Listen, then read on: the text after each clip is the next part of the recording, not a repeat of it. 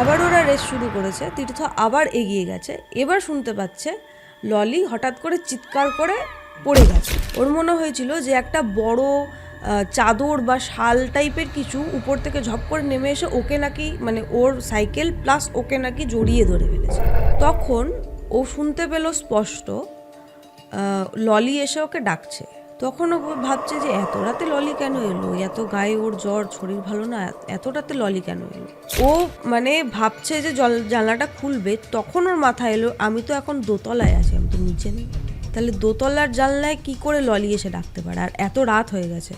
এবার যেটা হওয়া শুরু করলো তীর্থর সঙ্গে, ও কাউকে একটা দেখতে পেল শুরু করলো, এবং কেউ নাকি কোনো একটা ছেলের ভয়েসে, ম্যাক্সিমাম ক্ষেত্রে ছেলের বয়সে এরকম বলতো যে অমুক রাস্তায় যাবি, অমুক জায়গায় যাবি, আমাকে একবার নিয়ে চল না, আমার যাওয়াটা খুব দরকার। বারবার নাকি এই জিনিসটাও শুনতে। আচ্ছা, এই ঘটনাটা হচ্ছে টিটাগড় আর খড়দার মাঝামাঝি একটা এলাকার ঘটনা। তো এক্স্যাক্ট আমি জায়গাটায় আমি যেহেতু যাইনি, তো জায়গাটার নামও আমি বলছি না। বলেছে নামটা, আমাকে পাড়ার নামটা বলেছিল, কিন্তু আমি বলছি না, অবভিয়াস রিজন। ঠিক আছে, তো ঘটনাটা আমার কাছে এসছে একটা ভাইয়ের কাছ থেকে। একটা বাচ্চা ছেলে, সে এইবারই এইচএস দিতে চলেছে। তো সে আমার ফেসবুক তো ভাই বলতে পারো। ঠিক আছে, তো সে আমার লেখা টেখা পড়ে, বই টই পড়ে, তো সে রিভিউ দেয়, সেই সূত্রেই আমার সাথে ওর আলাপ হয়েছিল। তো তারপরে ও আমাকে এই ঘটনাটা বলেছিল। এবার আমি বলেছিলাম যে তুমি নিজেই শেয়ার করো না কেন। তো বলেছে দেখো দিদি, আমার তো এখন পরীক্ষা চলছে, তো আমি এখনই এইসব জায়গায় জড়াতে চাইছি না, আমি তোমাকে বলছি তুমি বলো, তুমি যদি বলো আমার ভালো লাগবে। তাই বললাম যে ঠিক আছে, অবভিয়াসলি নিশ্চয়ই বলবো। তো ওর ঘটনা, ওর পুরো নাম আমি বলছি না, তীর্থ বলে আমি ওকে অ্যাড্রেস করছি। ঠিক আছে, তো ওর যেই ঘটনাটা, এটা ওর সাথে এবং ওর বেস্ট ফ্রেন্ডের সাথে ঘটা একটা ঘটনা। সেই বেস্ট ফ্রেন্ডের নামও আমি বলছি না, আসল নাম, তাকে আমি ললি বলে বলবো। সে একটি মেয়ে। কেন তার নাম ললি সেটা একবার বলে দিই। সেটা কারণ হচ্ছে সেই মেয়েটি ছিল খুব রোগা এবং খুব ফর্সা। সে কারণে প্রকৃত বেস্ট ফ্রেন্ড হিসেবে একটা ইয়ার্কি করে একটা নাম দেয় না মানুষ, তো ওকে ললিপপের কাঠি বলে ডাকতো, কারণ রোগা এবং ফর্সা, সাদা বলে। তো ললিপপের কাঠি বলে তাকে খ্যাপানো হতো বা খ্যাপাতো, এবং অত বড় নামে তো ডাকা যায় না, তো ওটাকেই শর্ট করে ললি। ঠিক আছে, তো আমি ওকে ললি বলেই অ্যাড্রেস করব। তো ললি আর তীর্থর ঘটনা এটা। ওরা পাশাপাশি, দুজনের বাড়ি পাশাপাশি ছিল, একদম ছোট্টবেলার বন্ধু, মানে যাকে বলে জন্ম থেকে বন্ধু। কেন জন্ম থেকে বন্ধু? দুজনের বার্থডেও সেম ডে। ঠিক আছে, একদম সেম এজের, একদম ছোট্টবেলার বন্ধু, একই স্কুলে পড়তো, একই সাথে খেলে ওরা বড় হয়েছে। যবেকার ঘটনা, তখন ওরা পড়তো ক্লাস 6-এ। সেইবারের জন্মদিনে ললির বাড়ির থেকে সাইকেল গিফট করা হয় এবং দুজনে খুব খুশি। তীর্থর কাছে সাইকেল আগেই ছিল, হয়তো 1-2 বছর আগে ও সাইকেল পেয়েছে, তার 1-2 বছর পর ললি তার জন্মদিনে সাইকেল পেয়েছে। তো ঘটনাটা হচ্ছে এই ডিসেম্বর মাসেরই ঘটনা। ডিসেম্বর মাসে ওদের যখন এক্সাম হয়, স্কুলের যে ফাইনাল এক্সাম হয়, সেই সময়কার ঘটনা। যেদিন ফাইনাল এক্সাম, লাস্ট এক্সামটা হয়ে গেছে, মনে খুব ফুর্তি দুজনেরই যে আজকে এক্সাম শেষ হয়ে গেছে, আজকে আমরা একটু দেরি করে বাড়ি ফিরবো। কি করব না, ললির নতুন সাইকেল আছে, ওরও সাইকেল আছে, আমরা রেস করব। প্রথমে ওরা ঠিক করেছিলাম রেস করে বাড়ি যাব, কে আগে বাড়ি পৌঁছতে পারে সাইকেলে করে সেটা ডিসাইড হবে। এবার ওরা মনে করলো যে যেই রাস্তা দিয়ে আমরা যাই সেখানে গাড়ি ঘোড়া থাকে, অন্যান্য লোকজন থাকে, আর যদি কেউ দেখে নেয় যে আমরা রেস করছি, বাবাকে গিয়ে বা মাকে গিয়ে বলে দেবে আমরা পেদানি খাবো। তো এটার ভয় ওরা, মানে মেন রোডে ওরা রেস করার আইডিয়াটাকে বাতিল করে দিল। তারপর ওরা ভাবলো যে স্কুল থেকে খানিকটা দূরে একটা কারখানা আছে। অ্যাকচুয়ালি ব্যাপারটা কি, কারখানার দুটো ভাগ আছে, দুটো ভাগের মাঝখানে একটা রাস্তা, বেশ চওড়া রাস্তা, ওইখানে ট্রাক আসে, ওখানে ট্রাক আনলোড হয় বা লোড হয়, আবার বেরিয়ে যায়। এবার যখন ট্রাক আসে না বা যায় না, সারাদিনই রাস্তাটা ফাঁকা থাকে। মানে ওখানে ক্রিকেট খেলার জন্য বা ওই সাইকেল রেস করার জন্য খুব আদর্শ একটা জায়গা, কেউ আসে না ওখানে। তো ওরা ঠিক করলো কি, ললি আর তীর্থ সেখানে যাবে, সাইকেল রেস করবে, যে জিতবে সেই অনুযায়ী কোনো একটা বাজি টাজি হয়তো ওদের হয়েছিল, সেটা করে ওরা বাড়ি চলে আসবে। এবার এই সময়, এই শীতকালের সময়টা তো তাড়াতাড়ি সন্ধে নেমে যায়। ওরা পরীক্ষা দিয়ে ফিরে ওরা রেস করবে।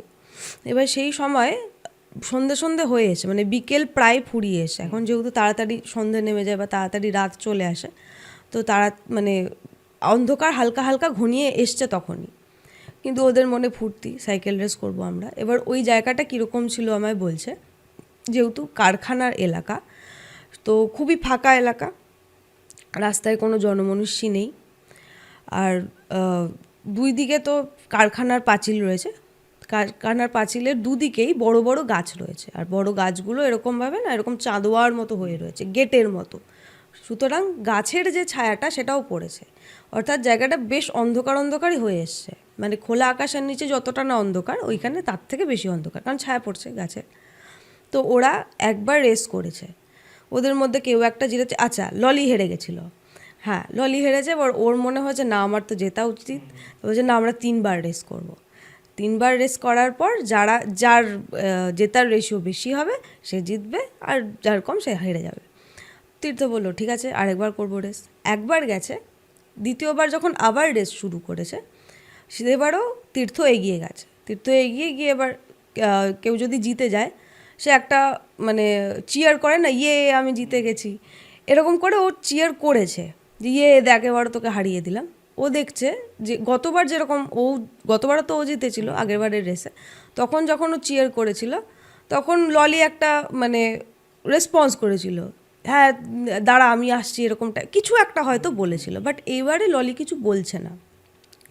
এবার ও ভাবছে যে বাবা ললির এত মন খারাপ হয়ে গেল না জিততে পেরে। ওর তাকিয়েছে, দেখছে ললি মানে খানিকটা এগিয়ে ও দাঁড়িয়ে গেছে, ও আর আসছে না। ও বলছে কিরে তুই আসছিস না কেন? বলছে দাঁড়া আমার একটু প্রবলেম হচ্ছে, আবার করবো এই রেসটা, আবার করব। ঠিক আছে, ও বলছে ঠিক আছে আবার কর, আবার তোকে হারিয়ে দেবো আমি। আবার ওরা রেস শুরু করেছে, তীর্থ আবার এগিয়ে গেছে। এবার শুনতে পাচ্ছে ললি হঠাৎ করে চিৎকার করে পড়ে গেছে, চিৎকার করেছে এবং সাইকেল থেকে পড়ে যাওয়ার যে একটা আওয়াজ হয় সেটাও পেয়েছে। তীর্থ তাড়াতাড়ি নিজের সাইকেল ছেড়ে ওর কাছে গেছে, ওকে উঠিয়েছে, হাত পাটা ছড়ে গেছিলো। তো ওকে জিজ্ঞেস করছে কিরে তুই পড়ে গেলি কী করে? ওর মনে হয়েছিল যে অনেক সময় কী হয়, মেয়েরা তো স্কার্টস পরে স্কুলের জন্য, স্কার্টটা অনেক সময় সাইকেলের চাকায় ঢুকে যায়, তো সেই ক্ষেত্রে হতে পারে। তো বলছি কী হয়েছিল, তো স্কার্ট কি সাইকেলের চাকায় কিছু আটকে গেছিলো বা কিছু হয়েছিল? বলছে না। এবার ও না কিছু বলতে পারছে না, ও না বলছে, বাট ও কোনো আনসার দিতে পারছে না। ও যে এত কোয়েশ্চেন করছে তুই পড়লি কী করে, তোর লেগেছে কি না, ও কোনো আনসার করছে না। আর ও বুঝতে পারছে যে ললি প্রচণ্ড ভয় পেয়েছে এবং ভয়ে থরথর করে কাঁপছে ওর মুখটা। আর বললাম ও খুব ফর্সা ছিল, ভীষণ ফর্সা ছিল, তো মুখটা না সাদাটে হয়ে গেছে, ফর্সা একরকম, আর যদি মানে রক্তশূন্য হয়ে যায় তো ব্যাপারটা খুব পেল লাগে। হ্যাঁ, তো ওরকম হচ্ছিল, মানে পুরো মানে আতঙ্কে সাদা হয়ে গেছে এরকম, আর ও থরথর করে কাঁপছে। তো তখন বলছি ঠিক আছে তুই আগে এখান থেকে ওঠ, আমরা এখান থেকে বেরোই। তো তীর্থ আগে কি করেছে, ওকে সঙ্গে নিয়ে বেরিয়েছে, নিজের সাইকেল আর ললিকে সঙ্গে নিয়ে বেরিয়ে গলিটার বাইরে ওকে দাঁড় করিয়ে ও আবার এসে ললির নতুন সাইকেলটা নিয়ে বাইরে গেছে। ললি তখনও কিছু বলছে না। এবার অনেকটা বেরিয়ে এসে ওই জায়গা থেকে অনেকটা চলে আসার পর তারপর যখন তীর্থ ওকে জল টল দিয়েছে ভালো করে, আবার জিজ্ঞেস করেছে ব্যাপারটা কী হয়েছে, ও তখনও ভয় পাচ্ছে, বাট একটু স্টেবল হয়েছে আগের তুলনায়। ও তখন বলছে যে আমি যখন সাইকেল চালাচ্ছিলাম, রেস করছিলাম তখন আমার মনে হলো, প্রথমবারে আমার মনে হচ্ছিল যে সাইকেলটা আমার ভারী লাগছে, আমি এগোতে পারছিলাম না। এবার অনেক সময় আমি শুনেছি, আমি নিজে সাইকেল চালাতে পারি না, তো যারা সাইকেল চালায় বা নতুন সাইকেল চালিয়ে যাদের অভ্যেস আছে বা চালিয়েছে অভিজ্ঞতা আছে তারা হয়তো বলতে পারবে, অনেক সময় নতুন সাইকেল অনেক সময় জাম হয়ে যায়, যেহেতু অয়েলিং বেশ ভালো থাকে না, প্যাডেল সবসময় ঘোরে না বা এরকম কিছু একটা প্রবলেম হয়। তো প্রথমবার ওটা হয়েছিল। তো ওর দুটো সম্ভাবনা লেগেছিল, এক হয়েছিল ও প্যাডেল করতে পারছে না, দ্বিতীয় মনে হয়েছিল মানে সাইকেলটা ভারী লাগছে, কোনোভাবে এগোতে পারছে না, সেই জন্যই বলেছিল আমি আরেকবার রেস করব। কিন্তু সেকেন্ডবারে যখন ও পড়ে গেল সেইবারে কি হয়েছিল, ও বলছে আমি যখন সাইকেল নিয়ে এগোচ্ছি তো তোর পেছনে, কারণ ও তো এগিয়ে গেছিলো, তীর্থ এগিয়ে গেছিলো, ললি একটু পেছনে ছিল, তোর পেছনে যখন এগোচ্ছি আমি দেখলাম তুই এগিয়ে গেলি, আর তোর আর আমার মধ্যে যখনই একটা গ্যাপ ক্রিয়েট হলো, উপরে মানে গাছের থেকে কিছু একটা খুব কালো টাইপের কিছু ঝপ করে নেমে এলো আমার উপরে নেমে আসার পর আমি আর কিছু দেখতে পাইনি। ওর মনে হয়েছিল যে একটা বড় চাদর বা শাল টাইপের কিছু উপর থেকে ঝপ করে নেমে এসে ওকে নাকি মানে ওর সাইকেল প্লাস ওকে নাকি জড়িয়ে ধরে ফেলেছে। মানে একটা কাপড় যদি এসে হট করে জড়িয়ে যায় যেরকম একটা ফিল হবে, ওর ঠিক সেরকম ফিল হচ্ছিল। আর প্রচণ্ড ঠান্ডা লাগছিল ওর। এই জিনিসটাও ফিল করে ও ভয় পেয়ে গেছে। ভয় পেয়ে ও বলছে আমি তো কিছু দেখতে পাচ্ছিলাম না, আমি যে পড়ে গেছি আমার চোখের সামনে অন্ধকার, যখন তুই আমাকে ধরলি তখন আমি আবার সব দেখতে পেয়েছি। তো ওর মনে হয়েছে কি জানি কি হয়েছে, ও কি পড়ে গিয়ে মাথা ঘুরে গেছে। ও তো নিজেও তো বাচ্চা, ক্লাস 6-এর বাচ্চা, কতই বা বোঝে। ও কোনোভাবে ওকে ললিকে নিয়ে বাড়িতে চলে এসছে। বাড়িতে এসে ও বাড়িতে বলেছে যে হ্যাঁ ললি ইয়ে থেকে সাইকেল থেকে পড়ে গেছে, আমরা রেস করছিলাম।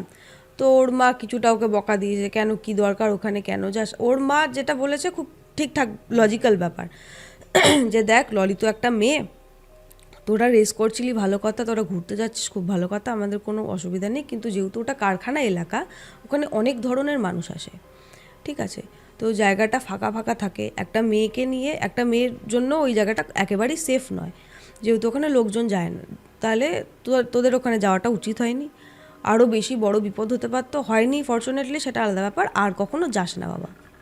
লজিক্যালি বলেছে, ঠিক আছে, ওকে ফাইন। এবার সেই দিন তীর্থ নিজের বাড়ি চলে এসছে, ললি নিজের বাড়িতে, অবভিয়াসলি পাশাপাশি বাড়ি কিন্তু। এবার ললির সেদিনকে প্রচণ্ড জ্বর। এবার হয় অনেক সময় যখন আমরা খুব বেশি ভয় পেয়ে যাই আমাদের গায়ে জ্বর আসে, টেম্পারেচার বেড়ে যায়। তো ওর ললির বাবা মাও সেটা ভেবেছে যে হ্যাঁ ওর হয়তো জ্বর চলে এসছে, সেই কারণে জ্বর হয়েছে। এবার ওর না ডিলেরিয়াম হচ্ছে জ্বরে, মানে ভুল বকছে। অনেক সময় খুব বেশি টেম্পারেচার হলে আমরা ভুল বকি, মানুষের এই টেন্ডেন্সিটা আছে, তো ভুল বকছে। এবার সবাই ভাবছে যে ওর এতটা জ্বর এসে গেল, এতটা আনস্টেবল হয়ে গেল কেন, কেউ কিছু বুঝতে পারছে না। বাট চিকিৎসা চালাচ্ছে, ডাক্তার দেখিয়েছে, একদিন দুদিন কেটে গেল, টেম্পারেচার কিছুতেই নামছে না, আর ওর ডিলেরিয়ামটা চলছেই, ও ভুল বকাটা চলছেই। এর মধ্যে তীর্থর সাথে একটা ব্যাপার হলো, তীর্থ প্রতিদিনই গিয়ে বন্ধুর খোঁজ নিত যে কি ব্যাপার, তোর জ্বর কমলো নাকি, চল আরেকবার আমরা খেলতে যাই, চল ছাদে যাই, আমরা বসে গল্প করবো, এরকম ব্যাপার। ও বলছে যে ললি প্রচণ্ড টকেটিভ একটা মেয়ে ছিল, খুব উচ্ছল একটা মেয়ে, সারাক্ষণ বকর বকর করতো, আর আমার সঙ্গে মারপিট করতো, ঝগড়া করতো, মানে ভালো বন্ধু হলে যেরকম হয় সব রকম আর কি, খুব এক্সপ্রেসিভ, ওভার এক্সপ্রেসিভ ছিল ওর সঙ্গে। বাট আমি দেখতে পাচ্ছি আমার বন্ধুটা না একদম চুপচাপ হয়ে গেছে, এরকম চুপচাপ আমি ওকে কখনো দেখিনি, কারণ জ্বর ইত্যাদি তো মানুষের লেগেই থাকে, এর আগেও ওর অনেকবার শরীর খারাপ হয়েছে, জ্বর হয়েছে, যাই হোক না কেন ওকে এতটা চুপচাপ বা এতটা অন্যরকম আমি ওকে কখনো দেখিনি। আমার ওকে দেখে মনে হচ্ছিল যে ও ওই যে ভয়টা ও পেয়েছিল ওই কারখানার রাস্তাটায়, ওই ভয়টা থেকে কাটিয়েও কিছুতেই বেরোতে পারছে না, ও সবসময় যেন কিছু একটা বিষয় খুব আতঙ্কিত হয়ে রয়েছে। এবার বলছে ডিলেরিয়ামের ব্যাপারটা একটু পরে আসি, ডিলেরিয়ামের ব্যাপারটা একটা ব্যাপার রয়েছে। তীর্থর সাথে কি ব্যাপার হয়েছিল সেদিনকে, ওর সাথে মানে লডির সাথে গল্প গুজব করে সন্ধ্যাবেলা, এবার যেহেতু দুই ফ্যামিলির মধ্যেও খুব মানে ভালো সম্পর্ক, তো অনেক সময় কী হতো সন্ধ্যাবেলা গেলে ওকে কিছু একটা না খাইয়ে পাঠাতো না ললির মা, বা উল্টোটাও। তো ওর কাছে মানে কাকিমার কাছেও কিছু একটা খাওয়া দাওয়া করে ও বাড়ি চলে এসে, বাড়ি এসে নিজে মানে পরীক্ষা শেষ যেহেতু হয়তো গল্পের বই পড়ছে বা টিভি কিছু একটা দেখছে, তো ওর বারবার মনে হচ্ছে, আচ্ছা যেই ঘরে ও বসেছিল সেটা হচ্ছে একতলার ঘর, প্রথমে সেটাও ঠাকুমার ঘর, সেই ঘরে বসেও কিছু একটা করছে নিজের মতো। ওর মনে হচ্ছে যে ওর বাড়ির মানে ওই ঘরের ঠিক বাইরের দিকে জানলার কাছে কেউ একটা ঘোরাফেরা করছে। এবার অনেক সময় কি হতো, এই বিকেলবেলা খেলতে ডাকতে আসলে বা যে কোনো সময় ডাকতে আসলে ললি ওই ঠাকুমার ঘরের যে জানলাটা ওখানটায় এসে ওকে ডাকতো, তীর্থকে ডাকতো। তখন ওর এটা অভ্যেসই ছিল যে ও এসে কখনো বেল বাজাবে না বা ঘরে নক করবে না, ওই জানলা দিয়েই ডাকতো।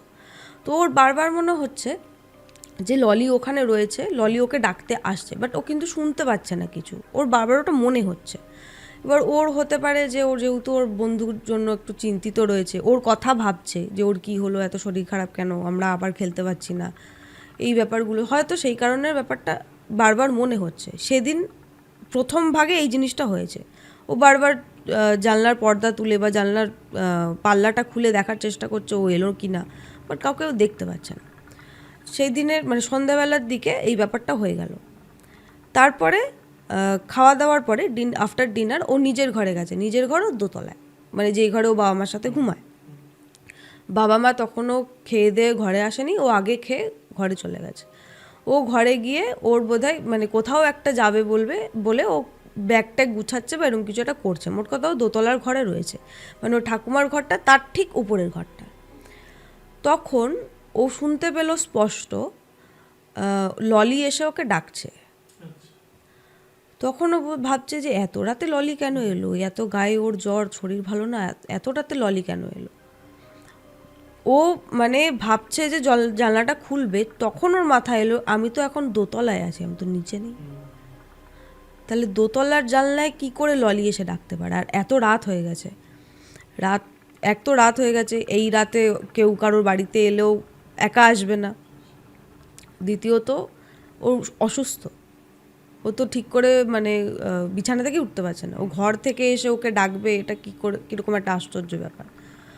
ফর্চুনেটলি ও জানলা খোলেনি, ওর ডাউটটা চলে এসেছিল, কিন্তু ও সাড়া দিয়েছে, ললি তুই কি এসছিস, তাহলে জানলা এই দরজা দিয়ে মেন গেট দিয়ে আমি আসছি, খুলছি। ও নিচে নেমে ও মেন গেটের কাছে গিয়ে দেখছে কেউ কোথাও নেই। তো ওর বাবা মাকে বলেছে, বাবা মা জিজ্ঞেস করেছে কী হলো, কার জন্য সাড়া দিয়ে তুই নিচে গেলি? বললো যে আমার মনে হলো ললি এসছে, ললির ভয়েস আমি পেলাম। তো বাবা মা বলছে না কেউ আসেনি, তুই ভুল শুনেছিস, ওর কথা তুই ভাবছিস, চিন্তা করছিস সেই কারণে। তো মনে হলো যে না, আমার মনে হচ্ছে ও এসছে। তারপর যেহেতু একদম পাশাপাশি বাড়ি, ও ওখান থেকে চিৎকার করলে ওই বাড়িতে শোনা যায়। ও চিৎকার করছে কাকিমা করে, মানে ললির মার উদ্দেশ্যে চিৎকার করছে যে কাকিমা ললি কি এখানে এসছিল? তো ওর মা বলছে না বাবা, ললি তো ঘুমিয়ে পড়েছে, ওকে ওষুধ খাইয়ে ঘুম পাড়িয়ে দিয়েছি। কেন রে? বলছে না কিছু না, আমার মনে হলো যেন ললি এসছে। না ও আসেনি। এবার ভুল বোঝাবুঝি হতেই পারে, কেউ বাচ্চা মানুষ কী ভেবেছে কী জন্য, তো ওকে আর কিছু বলেনি। তো সেই ব্যাপারটা ওই দিনের জন্য ওখানে হয়ে গেছে। তো তারপরে ব্যাপারটা যেটা হলো, যে ডিলেরিয়ামের কথাটা বলছিলাম, এবার একটা মানুষ যতই জ্বরের মধ্যে ভুল বকুক না কেন, তার জানার পরিধির মধ্যেই সে ভুল বকে। ঠিক আছে, প্রথম দিকে যে ভুল টুলো বকতো, যে আমাকে স্কুলে যেতে হবে, আমার হোমওয়ার্ক করা হয়নি, আমি খেলতে যাব, মা বকবে, এই টাইপের, মানে ওর যে পরিধির মধ্যে যে ভুল বকার মধ্যেও যেই কথাগুলো ওর পক্ষে বলা স্বাভাবিক, ও সেই কথাগুলো বলতো। তো সেই কারণে কারোর সন্দেহ হয়নি, সবাই ভাবছে হ্যাঁ প্রচণ্ড টেম্পারেচার বেড়ে গেছে, শরীর ভালো নেই, সেই কারণে ডিলেরিয়ামেও ভুল বকছে।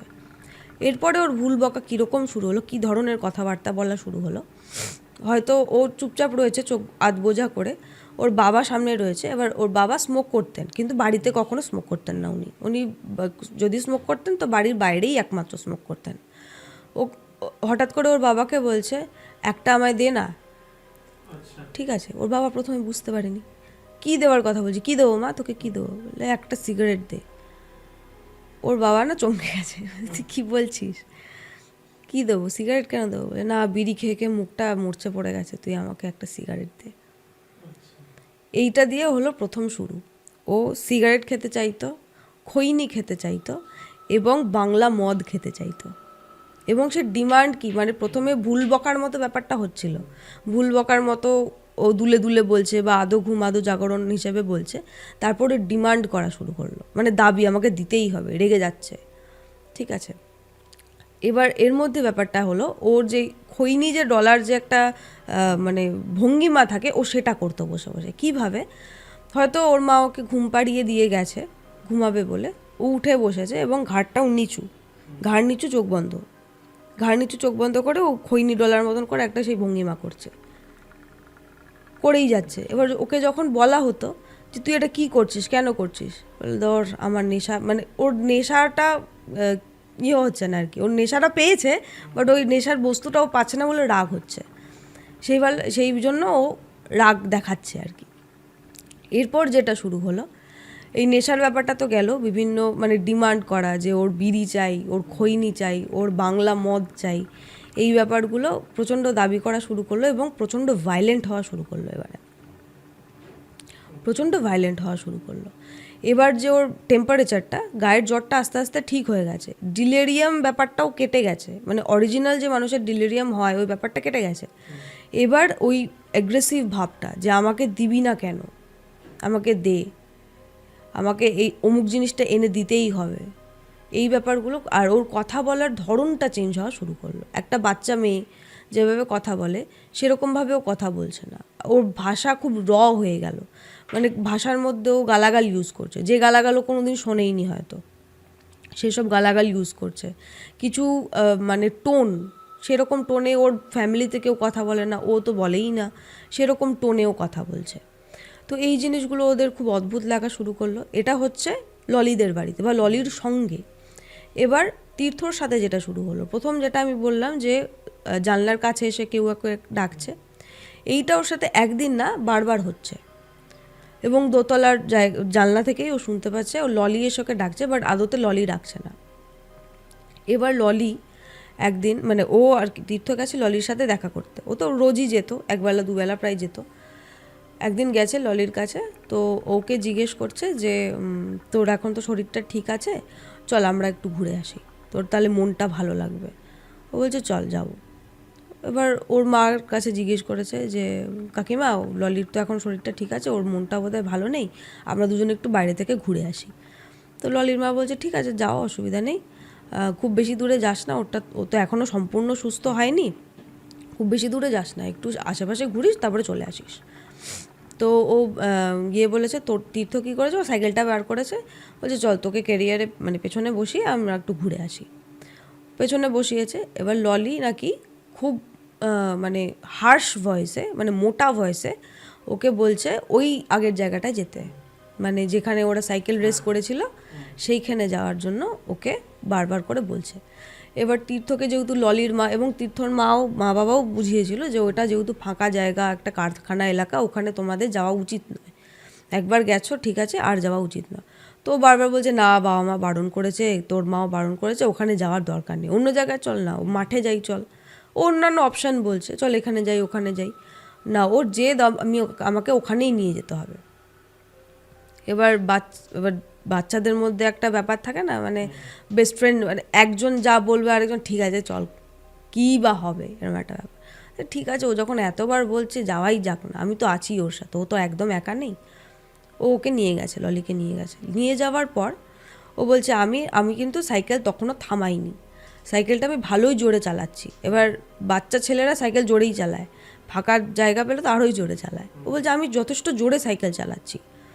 ললি ওখান থেকে ঝপ করে নেমে গেল, আর নেবে দাঁড়িয়ে রয়েছে স্টিল। এমন নয় মানে চলন্ত সাইকেল থেকে একটু নড়বড় করে মানুষ, অনেক সময় পড়েও যেতে পারে, বাট ও প্রায় যেন লাফ দিয়ে নেমে গেল এরকমভাবে।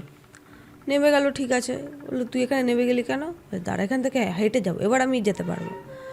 এবার বলছে আমি ললিকে ছোট্টবেলা থেকে দেখছি, মানে আমার যবে থেকে জ্ঞান হয়েছে, যবে থেকে আমি বাবা মাকে দেখছি, তবে থেকে আমি ললিকে দেখছি, ওর হাঁটা চলা আমার মুখস্থ, ওকে আমি 1000 জনের মেলাতেও যদি ওকে আমি দেখি আমি বুঝতে পারবো যে ওটা ললি, কারণ ছোটোবেলা থেকে দেখছে। তো বলছে ও যে আমার সামনে দিয়ে হেঁটে ওই গলিটাতে প্রবেশ করলো, আমি বুঝতে পারছি না সত্যি এটা ললি কিনা, মানে ও হাঁটছে না পুরো একটা বয়স্ক লোকের মতন, বয়স্ক মানে পূর্ণবয়স্ক লোকের মতন, ছেলের মতন, পুরুষের মতনও হাঁটছে, মানে পুরুষের হাঁটা চলে যেহেতু একটা মেয়ের থেকে আলাদা হবে অবভিয়াসলি, ও সেভাবে হাঁটছে।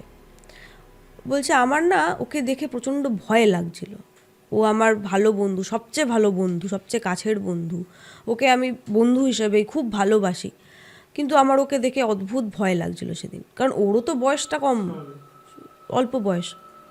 বলছে ওভাবে হেঁটে হেঁটে গেল, গিয়ে একটা গাছের নিচে ধপ করে বসে পড়ল। ধপ করে বসে আবার সেই রকম ও যেরকম বাড়িতে এরকম করতো খৈনি ডলার মতন কাজ, ওই জিনিসটা ও করছে। এটা করার পর ও সামনে গিয়ে তখন জিজ্ঞেস করছে ললি তুই এটা কেন করছিস, ওখানে বসছিস কেন? আর একটা মেয়ে দেখবে খুব হাইজিন মেনটেন করে চলে ছোটো থেকে, যেখানে সেখানে গিয়ে বসবে না, যেখানে সেখানে হাত দেবে না। ও ওরকম হঠাৎ করে রাস্তায়, ওটা রাস্তাই তো বলা যায়, রাস্তার পাশে যে অল্প ঘাস ঘাস থাকে ওইখানে গিয়ে বসে পড়েছে। তুই এখানে হুট করে বসে পড়লি কেন পা ছড়িয়ে? আর মেয়েদের বসার একটা ভঙ্গিমা আলাদা হয়, ছেলেদের ভঙ্গিমা আলাদা হয়, তো ওর একটা ছেলেদের মতন করে বসেছে। তো তুই এরকমভাবে বসেছিস কেন, তুই এরকম কেন বিহেভ করছিস। ও বলছে, ও হট করে আমার দিকে তাকিয়ে বলছে, তোর পকেটে টাকা আছে না?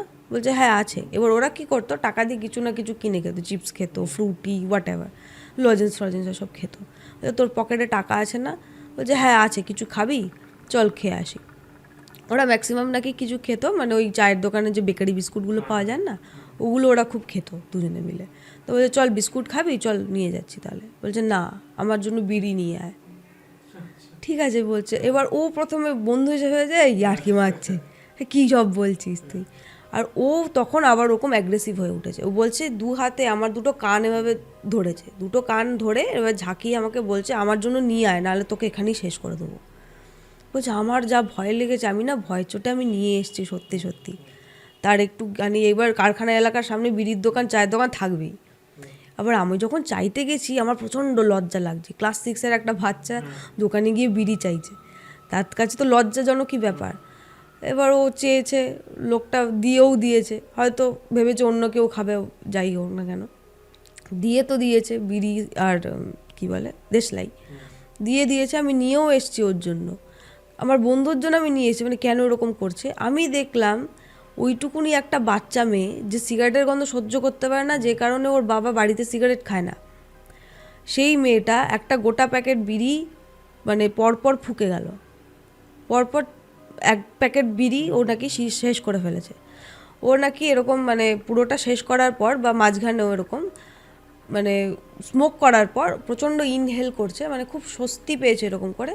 ওর বলছে বাহ অনেক দিন পর এরকম একটা এক্সপ্রেশন, মানে এক্স্যাক্ট ওয়ার্ড তো আমি জানি না কি বলেছিল, তো এই টাইপের একটা এক্সপ্রেশন দিল যে অনেক দিন পর ও মানে এই নেশাটা করতে পেরে ওর ভালো লাগছে, এরকম করে একটা এক্সপ্রেশন দিল। তারপরে উঠে এসে বলছে চল এবার অন্য জায়গায় যাও। এবার ওর মনে একটু স্বস্তি হলো, ঠিক আছে এখান থেকে বেরোতে পেরেছি, অন্য জায়গায় নিয়ে যাব, হয়তো এবারও স্বাভাবিক বিহেভ করবে। বলছে আমরা গিয়ে একটা মাঠের চারিপাশে সিমেন্টের বেঞ্চ করা থাকে না, ওখানে গিয়ে আমি ওকে নিয়ে বসেছি, যে অ্যাটলিস্ট খেলাধুলা হচ্ছে, লোকজন আছে, ওখানে বসুক, ওর ভাল লাগবে। এবার ওখানে অনেক লোকই আসে, যারা খেলে তারা তো আসেই, বৃদ্ধ মানুষরাও আসে পায়চারি করার জন্য, তারপরে আশেপাশে যত মহিলারা আছে ওখানে গল্প করতে আসে, মেয়েরা থাকে ওখানে, অনেক ধরনের পাবলিকই থাকে ওখানে। ও বলছে যে আমি দেখলাম ললি বসেছে একটা ছেলের মতন করে, একটা পা নিচে একটা পা উপরে করে বসে ওনা মেয়ে দেখছে। এটা খুব অদ্ভুত, মানে টার্মটাও এটাই বলেছিল, বাট মানে এক্সপ্লেন করার জন্য এটাই বলে, ও মেয়ে দেখছে কেন, মানে একটু অন্যরকম লোক যাদের স্বভাব চরিত্র খুব একটা ভালো হয় না, তারা মেয়েদেরকে যেভাবে দেখে, মানে যেরকম চোখে দেখে, ও সেই রকমভাবে দেখছে, ঠিক আছে, ওরকমভাবে দেখছে। তারপর না কেউ কমেন্ট করা শুরু করেছে, মানে মেয়েদেরকে টোন করা যেটা হয় সেই জিনিসটাও করা শুরু করেছে। এবার ও তো ভাবছে এটা কি করছে ও, আবার ওর জন্য আমি মার খাবো। এবার অনেক সময় কি হয়, মানে ছেলে বন্ধুর সাথে যদি থাকে তো ওকে ইমপ্রেস করার জন্য বা ওকে ফাঁসানোর জন্য অনেক সময় মেয়েরা করে, আমিও করেছি, প্রচুর করেছি, সেটা আলাদা ব্যাপার। কিন্তু ও হচ্ছে নিজের জন্য করছে, মানে একটা মেয়েকে দেখে খারাপ কমেন্ট করছে, বা ওর মানে মনে যেটা খারাপ ধারণা চলছে বা খারাপ ইমপ্রেশন যেটা, খারাপ থটস যেটা আসছে, সেটা তীর্থকে বলছে। তীর্থ শুনে ভাবছে যে এটা কি বলছে ও, এগুলো বলা উচিত না, এসব কি বলছিস তুই, একটা মেয়ে হয়ে তো বলা উচিত না, আর ওই বয়সে তো আরোই বলা উচিত না। তো সেটা যখন বলছে, ও তাড়াতাড়ি করে ওখান থেকে ওকে আবার নিয়ে চলে গেছে, নিয়ে ওকে বাড়িতে দিয়ে এসছে। বাড়িতে দিয়ে আসার পর ও গোঁজ হয়ে রয়েছে, মানে ওকে কেন বাড়ি দিয়ে আসা হলো, ও আরও বাইরে থাকার ওর ইচ্ছা আছে। তো যাই হোক, ও মানে বাড়িতে গ্যারেজ করে দিয়ে ওর কাকিমাকে বললো, মানে ললির মাকে বললো যে আমার মনে হয় ওর শরীরটা খুবই খারাপ, ও একটু কীরকম যেন বিহেভ করছে। এবার ও যখন ঢুকেছে, এবার মায়ের নাক বিড়ির গন্ধ পেয়ে গেছে, ঠিক আছে, বিড়ির গন্ধ পেয়ে গেছে। এবার প্রথমেই কি সন্দেহ করেছে, ক্লাস 6-এ তীর্থ বিড়ি খাওয়া শুরু করেছে। এবার কাকিমা তো মায়ের মতনই, মানে যেহেতু একদম পাশাপাশি, একদম ছোটোবেলা থেকে, এবার কাকিমা ওকে বকাবকি করা শুরু, তুই আজকাল এইসব করা শুরু করেছিস। বলছে দেখো কাকিমা, আমার গায়ে গন্ধটা নেই, ওর গায়ে গন্ধটা আছে। এবার কাকিমা এসে একবার ও গা শুকছে, একবার ওর গা শুকছে, তারপর দেখছে তাই তো, তোর তীর্থর গায়ে তো গন্ধ নেই, তীর্থ হাত শুকেছে, মুখ শুকেছে, না ওর গায়ে তো হাতে তো কোনো গন্ধ নেই। তারপরে যখন ললির গা শুকেছে, ওর গা দিয়ে ভুরভুর করে বিড়ির গন্ধ বেরোচ্ছে। ওটা শুনে ভাবছে ও বিড়ি খেয়েছে, বিড়ি কোথা থেকে পেলো। তখন ও তীর্থ পুরোটা বলেছে, যেহেতু বকা দেবে না হলে তো মারও পড়বে, ভয়ের চোটে ফর্চুনেটলি ও বলে দিয়েছে, লোকায়নি। বলেছে দেখো ও এরকম এরকম আমাকে বলেছিল, আমার কাছে টাকা ছিল, আমি ওকে বিড়ি দিয়েছি, ও গোটা 1 প্যাকেট বিড়ি ওখানে ফুঁকে দিয়েছে। ওর মা তো আকাশ থেকে পড়েছে। ও ভাবছে, উনি বলছেন ও মানে ও যখন ভুল বকতো তখন এসব চাইতো ঠিকই, কিন্তু ওটা তো আমরা জ্বরের ঘরে ভুল বকা হিসেবেই নিয়েছিলাম। ও সত্যি সত্যি 1 প্যাকেট পুরো বিড়ি খেয়ে ফেলেছে, কি বলছিস তুই? এবার ওর মা তো বুঝতে পারছে না কি করবে। তখনকার জন্য তীর্থ বলছে ঠিক আছে তুই বাড়ি যা, আমি দেখছি। এবার হয়তো ললিকে বকাবকিও করেছে, হয়তো মারটারও দিয়েছে কেন ও এটা করেছে, কিন্তু ললির না কোনো রকম এক্সপ্রেশন নেই। ওর মা ওকে বকছে কি মারছে, যাই হোক, মানে একটা অপরাধ বোধ বা বকা মার দিলে মেয়েরা যেমন কেঁদে ফেলে বা কিছু বলে নিজের ইয়েতে, নিজেকে বাঁচানোর জন্য বা নিজেকে ডিফেন্ড করার চেষ্টা করে যে না আমি এটা করিনি বা আর কখনো করবো না, একটা সরি ভাব, কিছু না, নাথিং, মানে যেন শুনতেই পাচ্ছে না, এরকম একটা এক্সপ্রেশন। ওকে যখন এরকম এই ব্যাপারগুলো থেকে বার করা গেল না, তখন ললির মা ওর বাবাকে ব্যাপারটা বলল যে দেখো ওর কিন্তু এই ব্যাপারটা হয়েছে। তারপর যখন ললিকে জিজ্ঞেস করা হলো বা তুই কেন এরকম করছিস, ও প্রথমে কিছু বলছিল না, অনেকবার জিজ্ঞেস করার পর ও বলছে যে দেখ অনেক দিন পর আমি একটু নিজের মতো থাকতে পেরেছি, হাত পা চড়িয়ে থাকতে পারছি, আমাকে থাকতে দে, নাহলে কিন্তু তোর মেয়ে আর থাকবে না। তোর মেয়ে আর থাকবে না মানে কি বলতে চাইছিস, কি বলছিস তুই? ও আর মানে ললি তখন আর কিছু বলছে না, ওরকম বলছে দেখ আমি যেরকম আছি, যা আমি চাইছি সেটা আমাকে এনে দে, আমি যেমনভাবে থাকতে চাইছি আমাকে থাকতে দে, নাহলে এই যে তোর মেয়ে আছে, তোর মেয়ে আর থাকবে না তোদের কাছে, নিয়ে চলে যাব, এরকমভাবে বলেছে। আর আমি এত ভদ্রভাবে বলছি ঠিকই, বাট ললি যখন নাকি বলেছিল খুব ভাষা ইউজ করতো, যেরকম বললাম আর কি, একটু অন্যরকম টোনে কথা বলতো, একটু মানে মাফিয়া টোন টাইপের একটা কথা বলতো। তো সেইভাবেই ও বলেছিল যে আমি যদি মানে আমাকে যদি না দিস যা করতে চাইছি আমি, তাহলে তোর মেয়েকে আমি শেষ করে দেবো। ওর বাবাও তো ভাবছে তাহলে কি ওর মেন্টালি কোনো প্রবলেম হলো, কোনো সাইকোলজিক্যাল প্রবলেম ইস্যু হলো। তো ওর বাবা ঠিক করলো যে হ্যাঁ ওকে ডাক্তার দেখানো হবে, হয়তো কিছু একটা প্রবলেম হয়েছে, সিরিয়াস প্রবলেম, যদি না দেখে ব্যাপারটা বড় জায়গায় গড়িয়ে যাবে। তো তারপরে আর কি বেশ কিছুদিন এর মধ্যে কেটে গেছে। এবার আজ চাইলে আজকেই তো চলে যাওয়া যায় না ডাক্তারের কাছে, একটু প্রিপারেশন লাগে, যে আগে খোঁজ নিতে হয় যে কোন ডাক্তার ভালো, আশেপাশে কে আছে, এরকম বিভিন্ন রকম ব্যাপার স্যাপার আছে।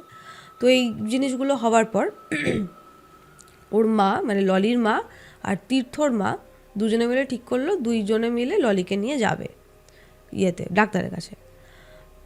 তো মোটামুটি একটা দিন ঠিক হয়েছে যে অমুক দিনে যাওয়া হবে। তার ঠিক আগের দিন মানে যেদিনকে যাওয়ার কথা তার ঠিক আগের দিন ললির আবার ওরকম জ্বর, মানে আকাশ পাতাল জ্বর আর কি, গা পুড়ে যাচ্ছে এরকম জ্বর, আর ওরকম আবার ভুল বকছে, কিন্তু এইবার ডিলেরিয়ামটা ওই মানে স্বাভাবিক ডিলেরিয়াম বলছে, মানে যেরকম ওর বয়সে একটা মেয়ের বলা উচিত, যেই ধরনের কথা, উদ্ভট কথা বলছে না, সেরকম কথা বলছে, প্রচণ্ড জ্বর। এবার ভাবছে যে আগে জ্বরটা কমানো উচিত, তারপরে এই ডাক্তারের কাছে যাওয়া উচিত। তো ওই জ্বরটার জন্য যারা ওদের আর কি ফ্যামিলি ডক্টর ছিল, ফ্যামিলি ফিজিশিয়ান, তাকে আরেকবার খবর দেওয়া হলো। আগেরবারও তো উনি চিকিৎসা করেছিলেন, তো তাকে আরেকবার খবর দেওয়া হলো যে ডাক্তারবাবু আরেকবার আসুন, ওর আবার ওরকম জ্বর হয়েছে, আবার ডিলেরিয়াম হচ্ছে। উনি এলেন, উনি আসার পর এবার উনি না খৈনি খেতেন, ডাক্তার বাট খৈনি খেতেন, ঠিক আছে, এই ব্যাপারটা ওরা কেউ জানতো না। এবার ডাক্তার কখনো রোগীর বাড়ি গিয়ে খৈনি খাবে না অবভিয়াসলি, আর খেলেও লুকিয়ে খাবে, নাহলে লোকজন বলবে যে ডাক্তার তুমি কেন খৈনি খাচ্ছ, ঠিক আছে। ওনার ব্যাগের একদম গোপন কোণে একটা খৈনির বাক্স রাখা ছিল, যেটা হয়তো ওনার নিজের বউও জানতেন না রাখা ছিল। উনি এসছেন, ওর চিকিৎসা করছেন আর কি, ওর মানে পাস টাস দেখছি কিছু একটা, ও শটান উঠে বসলো। ডাক্তারবাবু মানে উনি বসেছিলেন, মানে ডাক্তারবাবু বসেছিলেন চেয়ারের ঠিক পাশে ওনার পায়ের কাছে ওনার ব্যাগটা রাখা। ও শটান নাকি বিছানা থেকে উঠলো, ব্যাগটার ভাবে নিয়ে নিল। এবার বাচ্চারা অনেক সময় অনেক কিছু করে থাকে, ওকেও যেহেতু ডাক্তারবাবু যেহেতু একদম ছোটো থেকে দেখেছে, ওনার কাছে খুব আদুরে একটা মেয়েও আর কি। বলছে তুই আমার ব্যাগ নিয়ে নিলি, কী করবি বলতো ব্যাগ নিয়ে? উনি স্নেহ ভাব নিয়ে বলছেন আর কি, তুই আমার ব্যাগ নিয়ে কী করবি বলতো। ও ব্যাগটা খুললো এবং পার্টিকুলার ওই চেনটাই খুললো। ডাক্তারের ব্যাগে অনেকগুলো চেন থাকে, অনেক কিছু থাকে তাদের ব্যাগে, পার্টিকুলার একটা চেন খুললো, যেন ও খুব ভালো করে জানে ভেতরে কোথায় কী রয়েছে। পার্টিকুলার চেনটা খুললো, খুলে হাত ঢুকিয়ে খৈনি বের করে নিয়ে চলে এলো। খৈনির যে ডিব্বেটা হয় ওটা নিয়ে বের করে নিয়ে চলে এলো। এবার ডাক্তারবাবু না খুব লজ্জা পেয়ে গেছে, বলছে এই ওটা রাখ, ওটা কেন বের করেছিস? বলছে এটা এখন আমার কাছে থাকবে, তুই পাবি না। এবার ডাক্তারবাবু যিনি একজন পূর্ণবয়স্ক পুরুষ মানুষ, তার হাতের জোর থাকা উচিত। আর ও হচ্ছে ক্লাস 6-এ পড়ে একটা বাচ্চা মেয়ে, তার আগেই বললাম প্রচণ্ড রোগা ছিল। তো একটা ওর শক্তি কতটা হতে পারে, তার ওপর ওর এরকম জ্বর। ওই যে হাতটা মুঠো করে ধরে রয়েছে ওই ডিবেটা, উনি কিছুতেই খুলতে পারলেন না ডাক্তারবাবু, এত শক্ত করে হাতটা বন্ধ করে রেখেছে। পারলেন না তো পারলেন না, উনি চেষ্টা করলেন, ললির মা চেষ্টা করলেন, ললির বাবাও হয়তো চেষ্টা করেছিলেন, জানি না তখন ছিলেন কি না, বাট কারোর চেষ্টাতেই কোনো ফল হলো না। আর ও না এমন নয় যে খুব শক্ত করে বন্ধ করে রয়েছে বা এক্সপ্রেশন দেখলে, মানে তুমি যখন কোনো কাজ খুব শক্তি দিয়ে করতে চাইবে, তোমার এক্সপ্রেশন থেকে বোঝা যাবে তোমার একটা শক্তি ক্ষয় হচ্ছে ওই জায়গায়, কারণ তোমার পুরো মেন্টালি ফোকাসটা ওখানে থাকবে যে এই কাজটা আমি করতে হচ্ছে। বাট ও খুব ক্যাজুয়ালি হাতে নিয়ে হাসছে, মানে অ্যাজ ইফ তুমি কিছুই করতে পারবে না, আমার হাত খুলে দেখাও দেখি তোমার কত হাতে জোর আছে, গায়ে জোর আছে। তো ওইভাবে ছিল ও। তো আলটিমেটলি কিছু না করতে পেরে ডাক্তারবাবু বললেন যে ঠিক আছে, ও নিয়েছে নিক, যখন ও স্বাভাবিক হয়ে যাবে ওর হাত থেকে জিনিসটা নিয়ে নেবে, কারণ ব্যাপারটা তো ওর জন্য খুব একেবারেই ঠিক নয় না। তো ওর মা বলছে ঠিক আছে আমি চেষ্টা করব, যখন ও আর কি একটু স্বাভাবিক হয়ে যাবে, হাতটা আলগা করবে, আমি যেভাবে হোক ওর হাত থেকে ওই জিনিসটা নিয়ে নেবো। বাই চান্স মুখে টুকে দিয়ে দিলে হয়তো বমি টমি হয়ে যাবে, কারণ ও তো জানে না কীভাবে খেতে হয়, একটা ক্লাস 6-এর মেয়ে জানে না কীভাবে খৈনি খেতে হয়। তো তখনকার জন্য ডাক্তারবাবু চলে গেলেন, খৈনির ডিবেটা ওর কাছেই রয়ে গেল। ঠিক যখন মানে ফিরে আসছে ওর মা, তখন দেখছে ঠিক সুন্দর করে ওই খৈনির ডিবে থেকে খৈনি বের করে এখন আসল খৈনিই ডলছে হাতে, এবং খুব অভ্যস্ত হাতে ডলছে, এমন যেন অনেক দিন থেকে ওই নেশাটা করছে, ও জানে কিভাবে কি করতে হয়, কেমন কি বিষয়। আর ও তো মানে ওর মা তো চিৎকার করছে তুই কী করছিস, সেটা হাত থেকে ফেল, ওই জিনিসগুলো মানে খাওয়া উচিত নয়, জানিস কত খারাপ জিনিস।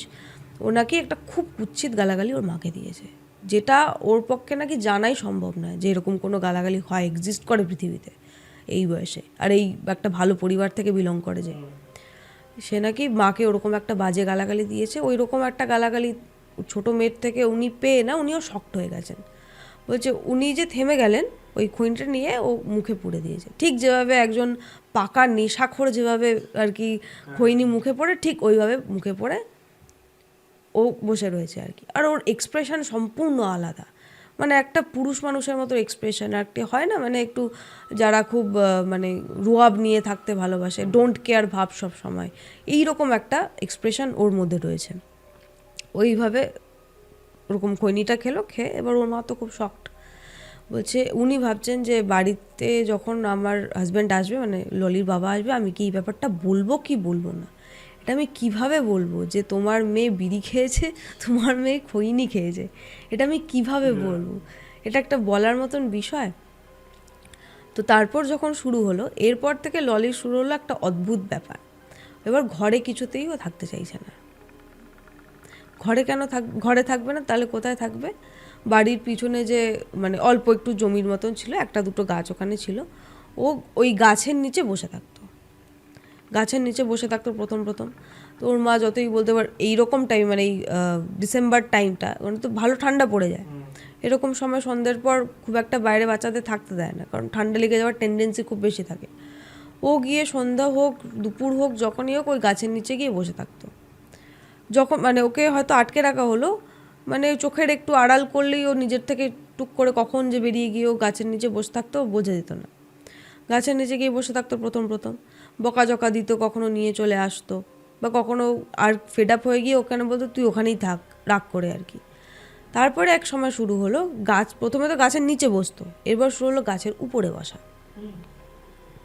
গাছের উপরে বসে থাকতো, আস্তে আস্তে বাড়ছে কীভাবে ব্যাপারটা দেখো, গাছের উপরে বসে থাকতো। এবার যেই গাছটা ছিল সম্ভবত বাতাবি লেবু গাছ ছিল।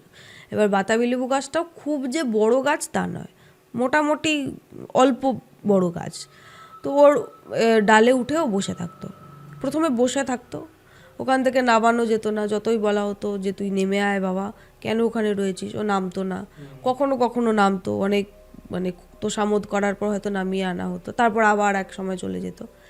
এবার শুরু হলো ওর উল্টো হয়ে থাকা, গাছ থেকে উল্টো হয়েও ঝুলে থাকতো।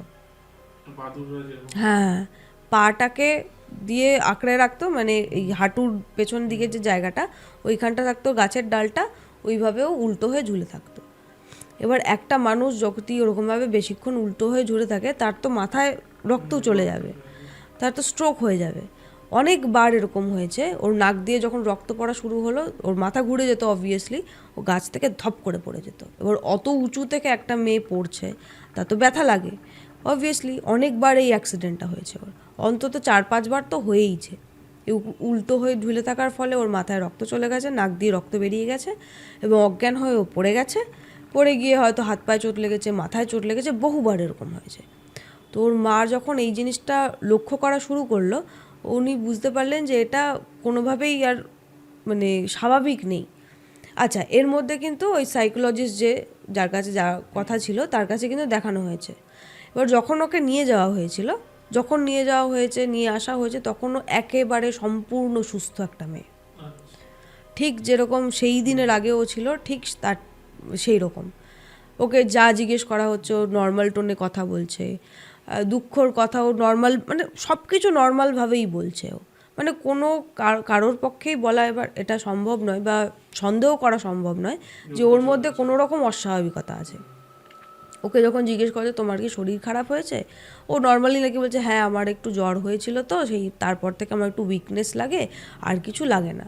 তারপর ওকে জিজ্ঞেস করা, মানে ওকে যখন ডাক্তারবাবুকে যখন বলা হয়েছিল যে এরকম বাংলা মদ খেতে চায়, ও বিড়ি খেতে চায়, নেশা করতে চায়, তার ব্যাপারে ওকে যখন জিজ্ঞেস করে তোমার কি খেতে ইচ্ছা করে, ও বলেছিল যে আমার মিষ্টি জাতীয় খাবার খেতে ইচ্ছা করে, আমার চকলেট খেতে বেশি ভালো লাগে, আইসক্রিম বেশি প্রিয়।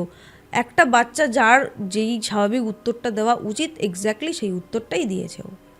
আর তার মাও জানে যে ওর ফেভারিট খাবার কি, সত্যি সত্যি কি।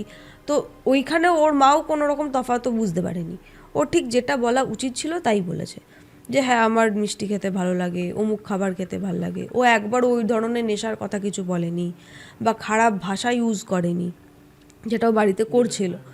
তো সেই জন্য ডাক্তার কিছুই বলেনি, জাস্ট যেহেতু ও খালি দেখেছে ওর একটু জ্বরের কারণে একটু উইকনেস আছে, ও নিজেও বলেছে হ্যাঁ আমার একটু দুর্বল লাগে, তো তার জন্য স্বাভাবিক মাল্টিভিটামিন ট্যাবলেটস দিয়ে দিয়েছে আর সাধারণ কিছু দিয়ে দিয়েছে, মানে একেবারে কিছু না দিয়ে ফেরত পাঠিয়ে দেবে ওই জন্য আর কি। হ্যাঁ, ওইটুকুই আর কি, মানে হলেও ভালো না হলেও ভালো এরকম একটা ব্যাপার। কিন্তু বাড়িতে ফেরার পর আবার এই যে প্রবলেমসগুলো শুরু হলো। তো ওর মাও বুঝতে পারলো যে কিছু একটা সমস্যা আছে। আর তারপরে মানে তীর্থর মাঝে উনিও বললেন যে আমার তাহলে একটু খোঁজ লাগানো উচিত কোথায় এই ধরনের প্রবলেমস হয়, আমার মনে হয় কিছু একটা হাওয়া লেগেছে ওর, নাহলে এই ধরনের সমস্যা হতে পারে না। এর মধ্যে একটা ব্যাপার শুরু হলো, দুটো ঘটনা মোটামুটি সাইমালটেনিয়াসলি চলছে। এবার ওদের ওদের স্কুলেরই আরও দুটো ছেলে, ওদের ক্লাসের নয়, মানে তীর্থদের ক্লাসের নয়, তার থেকে আপার ক্লাসের, ক্লাস 7 কি 8 এরকম হবে। এবার তারাও গেছিলো ওই মানে কারখানা এলাকাতে, ঠিক আছে, ওই কারখানা যেই জায়গাটা রেস করেছিল ওরাও নাকি ওখানে গেছিলো কোনো কারণে গেছে।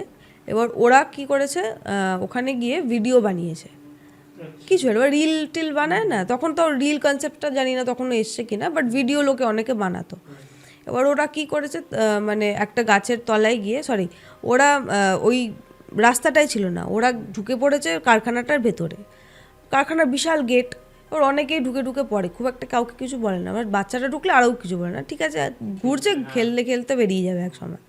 ওরা 3-4 জন মিলে ঢুকেছিল, ঢুকে একটা গাছের তলায় বা একটা বেদি টাইপের ছিল, ভুল বললাম, গাছের তলা না, একটা বেদি টাইপের ছিল, বাঁধানো একটা জায়গা টাইপের, ওটার উপরে উঠে 2-3 জনে মিলে ডান্স করেছে আর একজন ভিডিও করেছে তাদের। ওটা ডান্স করে বাড়ি চলে এসেছে ভিডিও বানিয়ে। এবার ওদেরও নাকি প্রচণ্ড অস্বস্তি হওয়া শুরু করেছে, মানে ফেরার পর বাচ্চাগুলোর। এবার ছোট পাড়া, এবার ওর কাছে খবর ঠিকই চলে আসে, যেহেতু ললির এরকম প্রবলেম হওয়া শুরু হয়েছে, ওর কথাও ওর কাছে ছড়িয়ে গেছে। তখনই নাকি এরকম মানে ওদেরও কাছে খবর এলো যে আরও জানো তো ওদের স্কুলেরই আরও 3-4টে ছেলে ওখানে গেছিলো, ওখানে গিয়ে হয়তো ওরা ভিডিও বানিয়েছে, বাড়ি ফেরার পর ওদের না প্রচণ্ড শরীর খারাপ, ওদেরও ওরকম জ্বর নামছে না, প্রচণ্ড বমি হচ্ছে, পেট খারাপ, এই ধরনের ওদের শরীর প্রচণ্ড খারাপ হয়ে গেছে। আর ওরা কিছু একটা দেখে বা কিছু একটা ভেবে ওরা প্রচণ্ড ভয় পাচ্ছে, আনএক্সপ্লেনেবল একটা ভয়। মানে ওদের যখনই জিজ্ঞেস করা হচ্ছে যে তোরা কেন ভয় পাচ্ছিস, ওরা বলতেও পারছে না, নিজেরাও বুঝতে পারছে না, বাট ভয় পাচ্ছে। এরকম একটা অস্বাভাবিকতা শুরু হয়েছে, মানে ওদের কানে এই খবরটা এলো। তো তখনই ওরা বুঝতে পেলো ওই জায়গাটায় কিছু একটা সমস্যা আছে, জায়গাটা থেকেই কিছু একটা সমস্যা আছে, যে শুধুমাত্র আমাদের মেয়ের এই প্রবলেমটা হয়নি, আরও কয়েকজনের হয়েছে। তো এইটা মোটামুটি এতখানি। এবার তীর্থর যে প্রবলেমটা আমি বলছিলাম, যেটা হচ্ছিল, এক হচ্ছে ওর ললির গলা পাচ্ছিল প্রত্যেক দিন। এবার যেটা হওয়া শুরু করলো তীর্থর সঙ্গে, ও কাউকে একটা দেখতে পেতে শুরু করলো। ঠিক আছে, ও যখনই রাত্রিবেলা ঘরের মধ্যে আছে এবং ওর জানলা বা কিছু একটা খোলা রয়েছে, ওর মনে হতো স্যাট করে কেউ একটা চলে যাচ্ছে, এই চলে গেল, আর 3-4 সেকেন্ডের পর আবার একটা কেউ চলে গেল।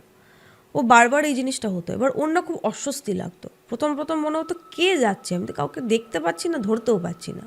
প্রথম অস্বস্তি লাগতো, তারপরে শুরু হলো ভয়। ও বুঝতে পারলো যে এটা কোনো মানুষ নয়, মানুষ হলে তো তাকে দেখতে পাবে, দেখতে পেলে মানে অ্যাটলিস্ট তাকে ধরতে পারবে, তাকে ডাকতে পারবে, কেউ এলে তো তাকে ডাকবেই, ওকে তো ডাকবেই। সেটা হচ্ছে না, বাট কাউকে একটাও দেখতে পাচ্ছে। তো এই ভয়টা ওর মধ্যে আস্তে আস্তে গ্রো করছে, বারবার গ্রো করার পর ও মানে চেষ্টা করতে লাগলো ও জানলার দিকে তাকাবে না বা জানলার কাছাকাছি বসবে না। আর জানলা যদি থাকেও জানলাটা হয় পর্দা দিয়ে রাখবে বা পুরোটাই ক্লোজ করে রাখবে। আর শীতকাল, এটা দিয়ে কোনো চাপ নেই, জানলা ক্লোজ করে থাকাই যায়। এবার যেটা হওয়া শুরু করলো, হয়তো ঘরে বসে পড়ছে, যাই হোক, বা কিছু একটা করছে, টিভি দেখছে বা নিজের মতো রয়েছে বা ঘুমোচ্ছে, ঠিক সেই সময় ওর নিয়ারেস্ট যে জানলাটা থাকবে সেই জানলায় টোকা পড়তো, টক টক টক টক করে টোকা পড়তো। এবং কেউ নাকি কোনো একটা ছেলের ভয়েসে, ম্যাক্সিমাম ক্ষেত্রে ছেলের ভয়েসে এরকম বলতো যে ওই কারখানার ওই রাস্তাটার একটা নাম ছিল, আমি নামটা এক্স্যাক্টলি এখন মনে করতে পারছি না, অমুক রাস্তা, যে অমুক রাস্তায় যাবি, অমুক জায়গায় যাবি, আমাকে একবার নিয়ে চল না, আমার যাওয়াটা খুব দরকার। বারবার নাকি এই জিনিসটাও শুনতে পেত। মানে প্রথমে ও ছাওয়া দেখতে পেত, তার কিছুদিন পর শুরু হলো ওই নকের পর থেকে শুরু হলো কেউ একটা ওকে বলছে। হ্যাঁ, ম্যাক্সিমাম ক্ষেত্রে ওই একটা পুরুষালী গলা শুনতে পেতো, আবার অনেক সময় ললির গলাতেও শুনতে পেতো। এবার যখন ও ললির কাছে যেত, ও তো ওর বন্ধুকে তো দেখা করতে যাবেই, তখন ললিও বারবার ওকে বলতো আমাকে একবার নিয়ে যেতে পারছিস না, তুই কীরকম পুরুষ মানুষ, এই ধরনের কথাবার্তা বলছে। তো একটা বাচ্চা তার বেস্ট ফ্রেন্ডকে এরকম তো বলে না যে তুমি কীরকম পুরুষ মানুষ। হ্যাঁ, তো এই ধরনের কথাবার্তা বলছে, পুরুষ মানুষ না, ব্যাটা ছেলে, সরি আমি ফিল্টার করে বলেছি। তো তুই কীরকম ব্যাটা ছেলে, আমাকে একটু নিয়ে যেতে পারছিস না, এই ধরনের কথাবার্তা বলতো। তো ও বারবার ভাবতো যে ওইখানে ও একবার যাবে। তীর্থর মনে হলো আমার একা একবার যাওয়া উচিত। এবার এই বয়সে একটু দাবাং ব্যাপারটা চলে আসে, হ্যাঁ আমি নিজে কিছু একটা করব, কাউকে না জেনে নিজে কিছু একটা করব, সবাই আমার একটা তারিফ করবে, আমি কিছু একটা করে দেখাবো। তো ওর মনে হলো ওর একা একবার যাওয়া উচিত, যে গিয়ে দেখি ওখানে কী এমন আছে, কী বৃত্তান্ত ব্যাপার স্যাপার। তো একবার গেল, দিনের বেলাতে গেল, মানে এদিক ওদিক ঘুরছে, যেখানটা ওরা রেস করেছিল ওই জায়গাটা দেখছে। তারপর কারখানার ভিতরে ঢুকে যেইখানে খবর পেয়েছিল যে ওই 4টে ছেলের ভিডিও করেছিল, ভিডিও করার পর ওদের অসুখ হয়েছে, সেই জায়গাগুলো দেখেছে। ওর না কীরকম সেরকম কিছু বোধ হয়নি। ও গেছিলো একদম সকালবেলা, ফটফটে রোদ্দুরেও গেছিলো, কিছু বোধ হয়নি। ও চলে আসার পর যেদিন কেউ গেছিলো সব চলে এসছে, বাড়িতে এসে খাওয়া দাওয়া করে, দুপুরবেলার খাওয়া দাওয়া করে আবার ললির কাছে চলে গেছে, বন্ধুর কাছে চলে গেছে, যাই ওর সাথে একটু গল্প করে আসি। গেছে পরে ললি প্রথমেই বলছে তুই গেছিলি না আজকে ওখানে? হ্যাঁ। তো তুই কী করে জানলি, তুই কি আমাকে দেখেছিস? ও ভাবছে আমাকে হয়তো বাড়ি থেকে বেরোতে দেখতে পারে, বাট আমি বেরিয়ে কোথায় গেছি সেটা তো জানার কথা নয়। তাহলে তুই কী করে জানলি? কেউ দেখেছে? হয়তো ও ভেবেছে কি কেউ দেখে ওকে বলেছে যে আমি অমুক তীর্থকে দেখলাম অমুক জায়গায় দাঁড়িয়ে রয়েছে, এরকম কিছু একটা ব্যাপার। তো তুই কী করে জানলি? কে বললো তোকে? বলে বলছে আমি তো ওখানেও থাকি, তুই গেলে আমি দেখতে পাবো না? মানে কথাটা নোটিস করো, আমি তো ওখানেও থাকি, তুই গেলে কি আমি দেখতে পাবো না? তুই ওখানেও থাকিস মানে তোর কি ওখানে বাড়ি আছে নাকি? বলছে বলছে না বাড়ি নেই, বাট আমি তো ওখানেও থাকি, আমি তো ওখান থেকেই এসেছি। এই ব্যাপারটা বলেছে, বাট ও অ্যাজ আ বাচ্চা ছেলে বুঝতে পারেনি যে কী বলতে চাইছে। এমনিতেই তো এখন ভুলভাল বকে, তো খুব একটা পাত্তা দেয়নি, কিন্তু তারপরে ও বুঝতে পেরেছে ব্যাপারটা কী। তো এর মধ্যে ওই ললির এই ব্যাপারটা চলছিলই, কিন্তু যে ও গাছ থেকে পড়ে যেত, উল্টো হয়ে ঝুলতো, বারবারে ওর নাক থেকে রক্ত বেরোতো। আর এর মধ্যে ব্যাপারটা কী হতো, ওর যখন ওই নেশা চাপতো, ও তো বারবার ডিমান্ড করতো যে আমাকে নেশার বস্তু এনে দাও, নাহলে আমি মেরে ফেলবো। যখন ও পেতো না, অবভিয়াসলি কেউ দেবে না নিজের মেয়েকে এনে তোর জন্য বিড়ি এনেছি, এরকম তো কেউ দেবে না। যখন ডিমান্ড করতো, খুব ভায়োলেন্ট হয়ে যেত, ও মাথা দেওয়ালে ঠুকতো, তারপর নিজের চুল ছিঁড়তো, নিজের চুল ছিঁড়ে যায় না এরকম, সে টাক পড়ে গেছিলো, এরকম ফাঁকা ফাঁকা হয়ে গেছিলো। বলছে তখন মানে তীর্থ আমাকে বলছে যে জানো তো আমার বন্ধুটা দেখতে সুন্দর ছিল, ফর্সা ছিল, রোগা ছিল ঠিকই, আমি ইয়ার্কি মারতাম রোগা বলে, বাট ওকে খুব মিষ্টি দেখতে ছিল। বাট তখন ওই টাইমটা যদি তুমি ওকে দেখতে না দিদি, ওকে দেখলে তুমি ভয় পেয়ে যেতে। রোগা তো ও ছিলই, কিন্তু রোগার মধ্যেও একটা ব্যাপার থাকে, একটা লালিত্য থাকে মানুষের মধ্যে। ও না কঙ্কাল সার হয়ে গেছিল, মানে ওকে দেখে মনে হতো জাস্ট হাড়ের ওপরে চামড়াটা জড়ানো। আর একটা বাচ্চা মেয়ে, বাচ্চাদের স্কিন খুব সুন্দর থাকে, বেবি স্কিন যেরকম আর কি, সুন্দর স্কিন থাকে, বাট ওর স্কিনটা না বুড়ো মানুষদের মতো ঝুলে গিয়েছিল, মানে রিঙ্কলস পড়ে গিয়েছিল এবং ঢিলে হয়ে গিয়েছিলো চামড়াগুলো। ওকে দেখে বোঝা যেত না যে ক্লাস 6-এ পড়া একটা বাচ্চা মেয়ে। আর ও এই গাল তুবড়ে গিয়েছিল, এই চোয়ালগুলো বেরিয়ে গিয়েছিল, মানে সেই কীরকম একটা গলার কণ্ঠা বেরিয়ে গিয়েছিল, মানে প্রচণ্ড অসুস্থ ওরকম হয়ে গেলে। আর ওই ঘাড়টা না এরকম ঝুঁকে গিয়েছিল, ও সোজা হয়ে থাকতে পারতো না, এরকম ঘাড়টা ঝুঁকে গিয়েছিল, মাথায় মানে চুল নেই, অল্প অল্প চুল আছে। আর যেহেতু অত রোগা হয়ে গেছিলো, মানে ওকে দেখে মনে হতো কি এই দাঁতটা বেরিয়ে আসছে ওর মুখের ভেতর থেকে, এরকম, মানে এত রোগা হয়ে গেছিলো বলে এরকম মনে হতো। তো ওকে দেখে, আর চোখের নিচে ডার্ক সার্কেলস হয়ে থাকতো, চোখগুলো সবসময় টকটকে লাল হয়ে থাকতো, মানে খুব বিভৎস ওকে দেখতে লাগতো আর কি, মানে ওকে দেখে যে কেউ ভয় পেয়ে যাবে। তো এই টাইমের পর যখন ওরা দুজন ঠিক করলো, মানে ললির মা আর তীর্থর মা ঠিক করলো যে ওকে নিয়ে কোথাও একটা যাওয়া হবে, বা কোনো আধ্যাত্মিক হেল্প নেওয়া হবে, স্পিরিচুয়াল হেল্প নেওয়ার জন্য এদিক ওদিক খোঁজ লাগানো শুরু করলেন। তো একটা মানুষের ওনারা খোঁজ পেলেন যিনি কিনা এই ধরনের কাজকর্ম করেন বা এই ধরনের সাজেশন দেন। তো তারপরে যেটা হলো, উনি এলেন, ওই মানুষটা এলেন, আসার পরে উনি যখন ঢুকেছেন তখন নাকি ললি প্রচণ্ড গালাগাল দেওয়া শুরু করেছে, এবং অকথ্য ভাষায় গালাগাল দেওয়ার পর উনি চেষ্টা করলেন যে ওকে শান্ত করার আর কি। মানে ওনাদের তো এই ধরনের অভ্যেস থাকে যে কেউ যদি পজেস থাকে তাদের সাথে কিভাবে ডিল করতে হয়, কিভাবে কথা বলতে হয় দেনও। তো উনিও খুব একটা বিচলিত না হয়ে উনি ঢোকার পর ওনাকে, মানে পলিকে চার্জ করছে যে তুই কোথা থেকে এসছিস। অ্যাকচুয়ালি ললিকে তো আর চার্জ করছে না, ওর ভেতরে যে আছে তাকে চার্জ করছে যে তুই কোথা থেকে এলি। তো অনেকক্ষণ ধরে কিছু বলছে না, সেই গালাগাল করছে, কিছু না কিছু বলছে, কিন্তু মানে আলটিমেটলি যখন ওকে কনভিন্স করালো যে তুই বল তুই কোথা থেকে এলি, তখন ও বলছে যে আমাকে 1 বোতল বাংলা মদ এনে দে, নাহলে আমি বলবো না। ওর এটা ডিমান্ড। তো যখন এটা বলেছে, এবার উনি তো বুঝতে পেরেছেন যে একটা পজেশনের হয়তো কেস রয়েছে, এবার উনি বলছে যে ঠিক আছে দেওয়া হোক। এবার ওর মা তো রেগে গেছে, কি বলছেন আপনি, যে ওই একটা বাচ্চা মেয়েকে আপনি মদ দিতে চাইছেন? বলছে ও তো এর আগে বিড়ি তো খেয়েছে, খৈনিও চুরি করে খেয়েছে, এত ওকে না দিলে এটা তো অ্যাকচুয়ালি ও চাইছে না, চাইছে ওর ভেতরে যে আছে সে। এবার উনি বলছেন, এবার ওর মা বলছে যে যতই হোক ব্যাপারটা তো যাবে ওর শরীরেই, ওকে আমি কি করে মদ এনে দিতে পারি। তো অনেক ভালোভাবে কনভিন্স করানোর পর সত্যি সত্যি ওর জন্য মদ আনা হলো।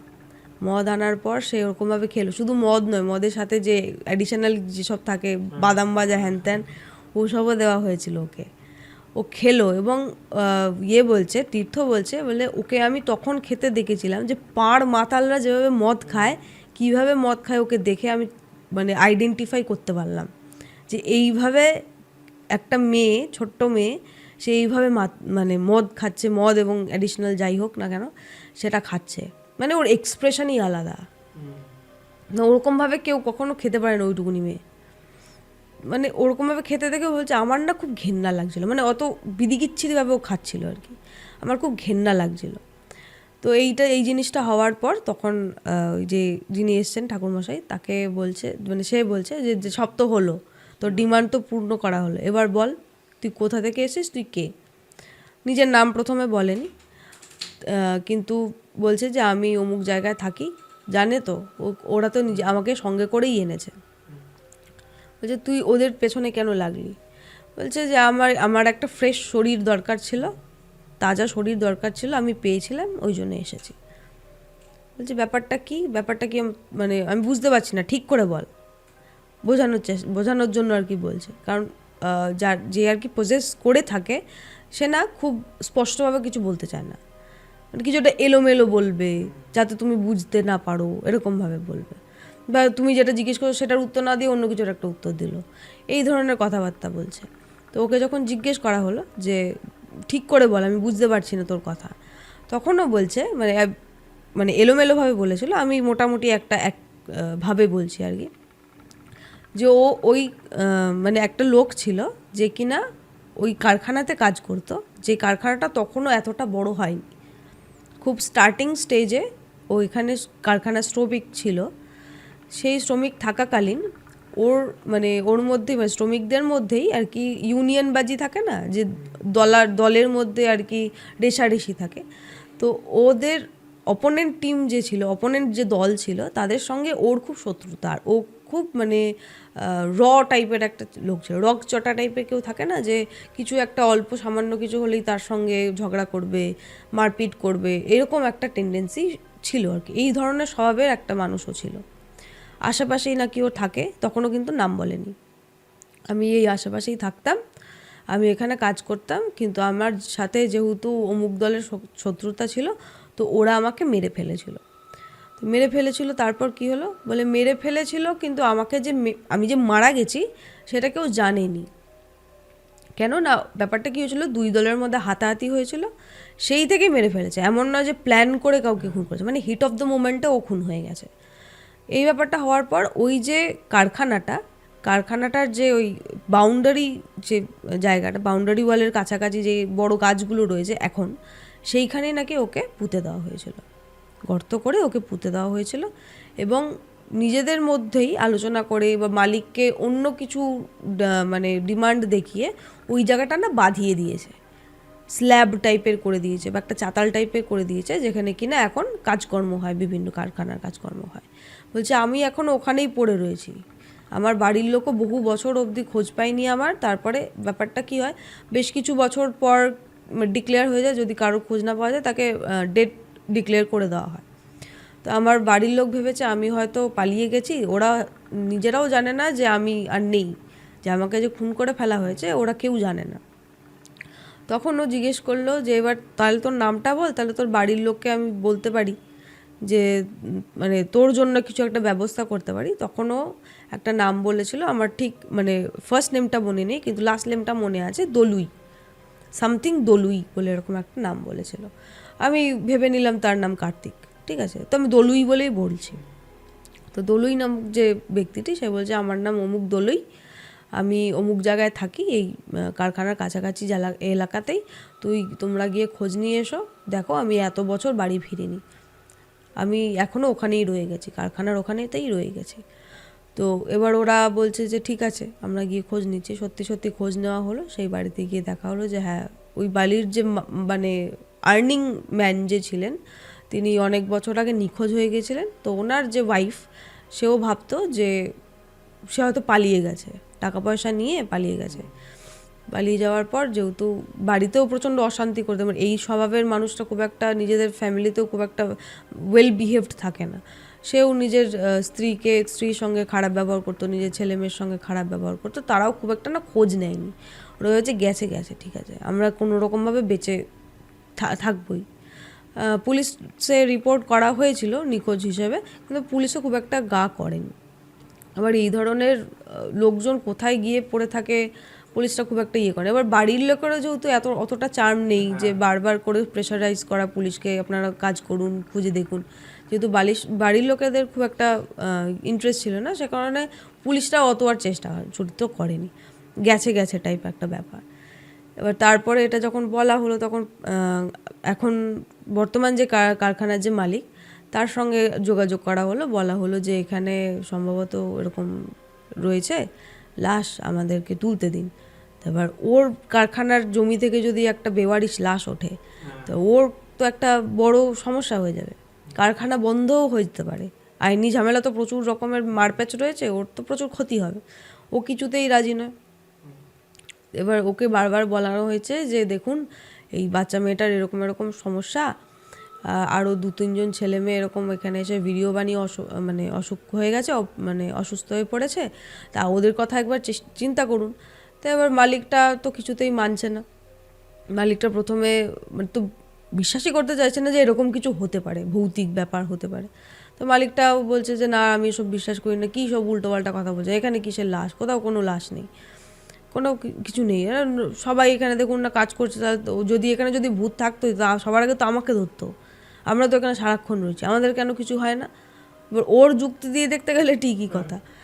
এবার তারপরে তো যেহেতু কিছুতেই করতে দেবে না, তখন মানে ললির যে বাবা সে বলছে তাহলে একবার আপনি আমার মেয়েটাকে দেখে আসুন, তাহলে বুঝতে পারবেন যে আমি কেন এতটা মরিয়া হয়ে আপনাকে রিকোয়েস্ট করছি।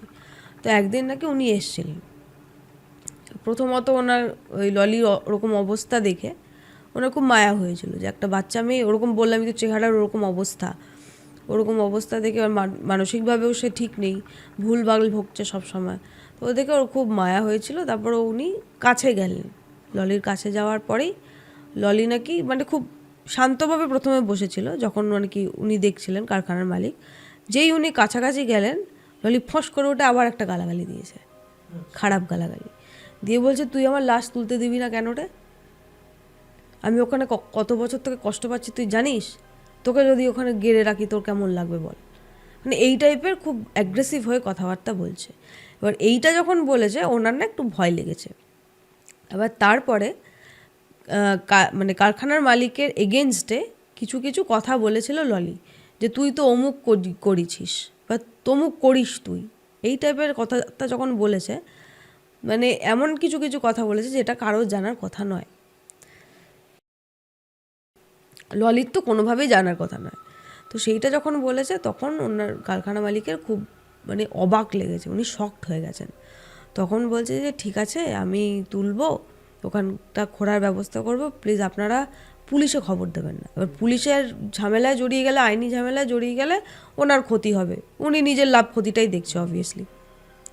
তো ওনাকে যখন বলা হলো তখন উনি বললেন যে ঠিক আছে আপনি যদি পুলিশে খবর না দেন আমি আপনাদের সাহায্য করব, যেখানে যা খুঁড়তে চাইছেন খুঁড়ুন, যা করতে চাইছেন করুন, বাট আইনি কোনো ঝামেলা যেন আমি না জড়াই, এটা একবার দেখবেন। তো নিজেদের মেয়েকে বাঁচানোর জন্য প্রথমে ওরা তাই করলো, ওখান থেকে বের করা হলো। সত্যি ওই যে স্ল্যাবটা উঠিয়ে ঘন্টাকে খোঁড়া হলো, একটা কঙ্কাল পাওয়া গেল। ঠিক আছে, তখনও কঙ্কালে পুরোটা পাওয়া যায়নি, যতটুকু মোটামুটি খুঁড়ে খাড়ে বের করেছে বেরিয়েছে। এবার যেই ভদ্রলোক যে ঠাকুরমশাই এই সব বিধান দিয়েছিলেন তিনি বললেন যে ঠিক আছে এটার এবার সৎকার করানোর ব্যবস্থা হোক, তারপরে দেখা যাবে।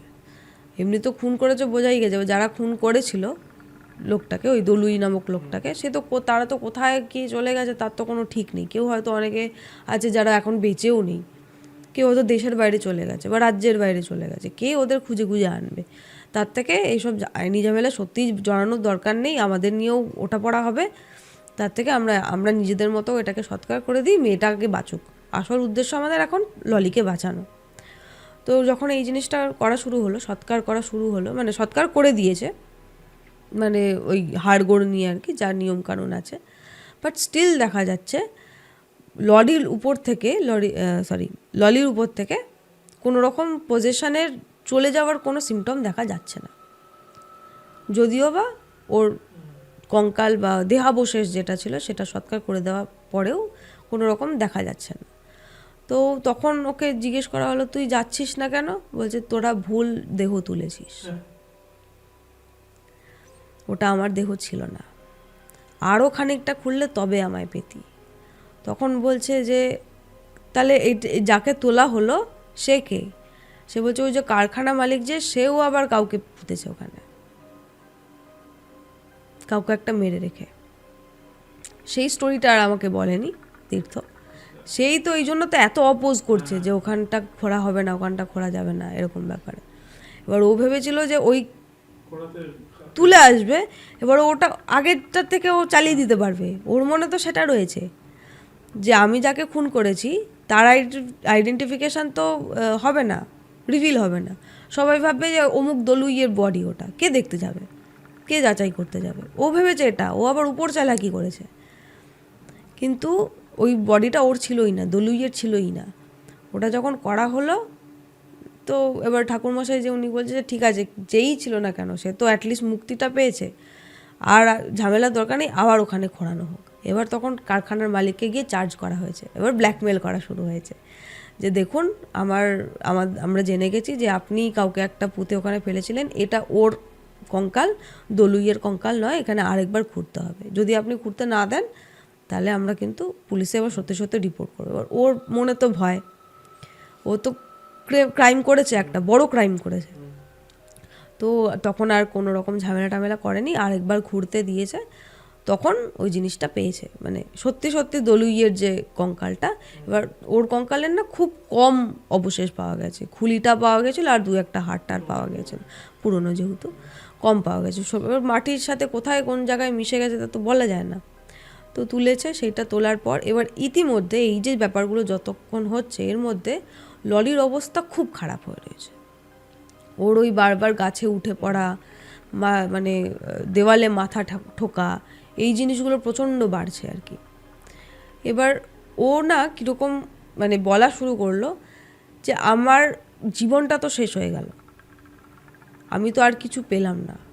এই যে একটা ফ্রাস্ট্রেশন, এটাও প্রচণ্ড বলা শুরু করতে থাকলো। তো এই ফ্রাস্ট্রেশনে নিজের দেহ, মানে ললির দেহ যেটা, ওটাকেও ক্ষতি করার চেষ্টা করছে।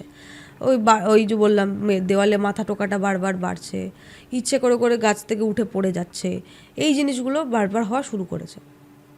ইতিমধ্যে কি হলো, তারপর কি হলো, যেটা ওদের মানে ওই যে দলুইয়ের যে কঙ্কালটা পাইলো আর কি, ওটা সৎকার করে দেওয়া হলো। করে দেওয়ার পর এবার শুধুমাত্র সৎকার করলেই হয় না, আরও অনেক কিছু রিচুয়ালস থাকে। ললিকে সামনে বসে অনেক ধরনের রিচুয়ালস ওরা করছিল। এবার কিছুতেই যেতে চাইছে না। ওকে বলা হচ্ছে যে তোর দেহ তো এখন আর নেই, সেটা তো সৎকার করে দেওয়া হয়েছে, তোর পিণ্ডদানও করা হবে, তুই ওকে ছেড়ে চলে যা। মানে প্রচণ্ড ঢিঠ হয়ে গেছে আর কি। এবার এমন হয়ে গেছিলো ও ললিনা আর কোনো কথাও বলতে পারতো না। মানে আগে তো উত্তর দিত, গালাগাল দিলেও উত্তর দিত, কথা বলতো, অ্যাগ্রেসিভ হলেও কথা বলতো, বাট এখনও কোনো কথাই বলছে না। ও বলছিল, তীর্থ বলছিল ওর গলা থেকে একটা ঘর ঘর ঘর ঘর করে একটা আওয়াজ আসতো, মানে প্রচণ্ড বুকে বা গলায় কফ জমে গেলে যে ধরনের একটা আওয়াজ আসে ওরকম একটা আওয়াজ আসতো, মানে গোঙাতো, বাট কথাও কিছুতেই বলতো না। এবার এইসব ব্যাপারে না কনভারসেশনটা খুব জরুরি। যখনই এই পজেশন কেস আসে তুমি দেখবে যে আর কি এই জিনিসগুলো ছাড়ানোর চেষ্টা করে, সেই সব কন্টিনিউয়াসলি কনভারসেশন করে। তো কনভার্স যদি না করে সেই এন্টিটিটা, খুব প্রবলেম্যাটিক হয়ে যায় তাকে ছাড়ানো। তো প্রচুর কাঠখড় পোড়ানোর পর, অনেক মানে নিয়ম কানুন হ্যান ত্যান প্রচুর করানোর পর ওকে ছাড়ানো হলো। মানে মনে হলো যে ওকে ছেড়ে চলে গেছে আলটিমেটলি, বাট ললি না আর আগের মতন হচ্ছে না, ওর শরীরটা না ডিটোরিয়েট করছে, প্রচণ্ড ডিটোরিয়েট করছে। এবার এরপরে কি হলো, তখনও অবধি মেয়েটির মানে পিরিয়ড শুরু হয়েছিল না, ঠিক আছে, যখনকার ঘটনা আমি বলছি তখনও অবধি ওর পিরিয়ড শুরু হয়নি। বাট এই যখন পজিশনটা পসিবলি ওর থেকে চলে গেল তখন ওর পিরিয়ড স্টার্ট হলো। ঠিক আছে, এবার এই বয়সে একটা মেয়ের পিরিয়ড স্টার্ট হওয়ার এমন কিছু ব্যাপার নয়, হতেই পারে, বাট ওর না অস্বাভাবিক ব্লিডিং হওয়া শুরু করলো। এবার ওর মধ্যে যে ধরনের চেঞ্জেস বলবো না, অসুবিধাটা আসা শুরু হলো। ওর পিরিয়ড স্টার্ট হলো এবং অস্বাভাবিক ওভার ব্লিডিং হওয়ার শুরু হলো। এমনিতেই ও প্রচণ্ড দুর্বল হয়ে গিয়েছিলো, তারপরে তার উপরে এরকম একটা ব্লিডিং হচ্ছে ওর প্রচণ্ড। ও যত দিন যাচ্ছে আরও দুর্বল হয়ে যাচ্ছে, আরও দুর্বল হয়ে যাচ্ছে। একটা টাইম পরে ও নাকি এরকম বলতো, তোমরা না আমাকে ছেড়ে দাও, আমি আর থাকতে পারছি না। ওকে বারবার বলতো না ঠিক আছে তুই সুস্থ হয়ে যাবি, তুই ঠিক করে খাওয়া দাওয়া কর, আমরা চিকিৎসা করাচ্ছি, তুই ওষুধ খা, তুই ভালো হয়ে যাবি। ও নাকি বারবার বলতো আমি আর পারবো না, তোমরা আমাকে ছেড়ে দাও। ছেড়ে দাও কেন? যে ও বলতে চাইছো যে ওর উপর থেকে যে ওর বাবা মা বা বন্ধু বান্ধব যাদেরই মায়া আছে, সেই মায়াটা ত্যাগ করো, আমি এবার চলে যাব। এবার এই সেম কথাটা তীর্থকেও বলতো। এবার তীর্থ কি বন্ধুর মতন করে ওকে বোঝাতো, হ্যাঁ তুই কী সব বলছিস, স্কুলে যাবি না, হ্যান ত্যান, মানে যেরকম বলে একটা বন্ধু। ও নাকি বলছে তীর্থ যে ওর হাত ধরে নাকি বলতো, এই জন্মে তোর আর বন্ধু আমি থাকতে পারলাম না, পরের জন্মে আবার তোর বন্ধু আমি আবার হব। তো ও বলতো নাকি যে দেখ মানে ওর যখন পজেসড ছিল তখনকার নাকি একটা স্মৃতি ও বলছে যে আমার মনে হতো জানিস তো আমি কোথাও একটা ভেসে আছি।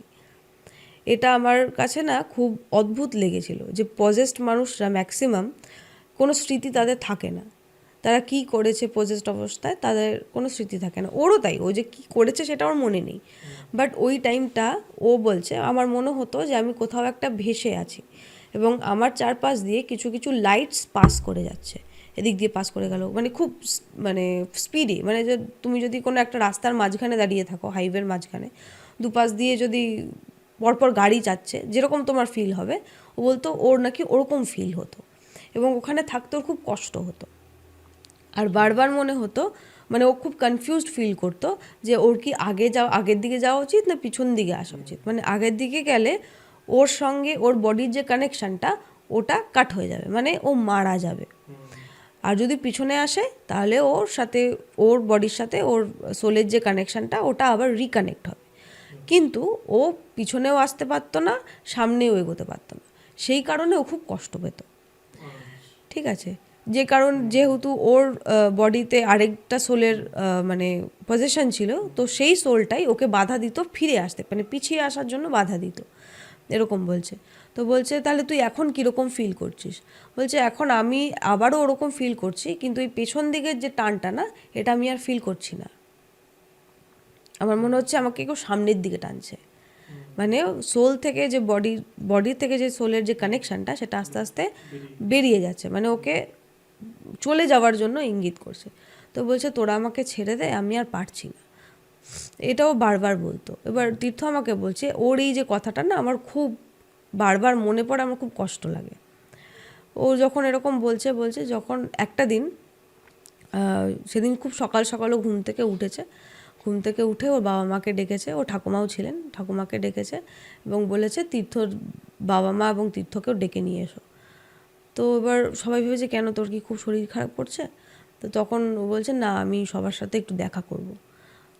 ওর বাবা মাও না ভয় পেয়ে গেছে, তাড়াতাড়ি করে গিয়ে তীর্থর বাবা মা, তীর্থর দাদু দিদা বলছি, মানে দাদু ঠাকুমা দুজনই ছিলেন, তাদেরকেও আনা হয়েছে, তীর্থও এসছে, সবাই একদম রয়েছে, মানে ও খাটে বসে রয়েছে ললি, বলছে যে তোমরা আমার মায়ার বাড়িও না, তোমরা আমাকে ছেড়ে দাও। মানে ও নাকি মায়ের কাছে অনুমতি চাইছে যে তুমি আমাকে যেতে দাও। ও ম্যাক্সিমাম মায়ের দিকেই বলছে যে শুধু তোমার জন্য আমি যেতে পারছি না মা, আমার খুব কষ্ট হচ্ছে, তুমি একবার শুধুমাত্র বলো যে চলে যা, নাহলে আমি যেতে পারছি না। ওর মা নাকি প্রচুর কান্নাকাটি, অবভিয়াসলি একটা মা কখনো বলতে পারে না, ওর মা নাকি প্রচুর কান্নাকাটি করার পর বলছে যে ঠিক আছে তোর যদি এতই কষ্ট হয় তুই যা। ওই যে বললো তুই যা, মানে ওর মায়ের হাত ধরে বসেছিল, ওই যে বললো ঠিক আছে তোর যদি এতটাই কষ্ট হয়ে থাকে তুই যা, যখনই বলেছে তুই যা, ওর মায়ের হাতটা ধরে ঝুলে পড়েছে, মানে ও আর নেই। মানে ও তো মা তো হাতটা ধরে রয়েছে, এবার যখন ও বডিটা ছেড়ে দিয়েছে ও ঝুলে পড়েছে মাথাটা। এবার তীর্থ বলছে ওই যে দৃশ্য আমি দিদি জীবনে ভুলতে পারবো না। বলছে ও আমার সবথেকে ভালো বন্ধু ছিল, ওকে আমি এত ভালোবাসি যে ও আমার জীবনের একটা বড় অংশ। যে এরকম একটা মানে আমাদের একটাই ভুল ছিল, আমরা দুজনে ভেবেছিলাম একটা সিম্পলি সাইকেল রেস করব। এইটা থেকে যে আমার বেস্ট ফ্রেন্ডকে আমি এভাবে হারিয়ে ফেলবো আমি কখনো ভাবতে পারিনি। সে কারণে ওর মধ্যে না এখন একটা গিল্ট ফিলিং রয়ে গেছে, সেই জন্য আর কি খুব একটা মানে বলতে চাইছে, বলছে যে আমি যদি বলতে যাই না কোথাও আমি পারবো না, আমি কেঁদে ফেলবো, আমি পুরোটা সম্পূর্ণ বলতে পারবো না। তো সেইটাই আমাকে শেয়ার করলো আর কি। কেমন লাগলো এই ঘটনাটি আমাদের কমেন্টে জানাতে ভুলবেন না।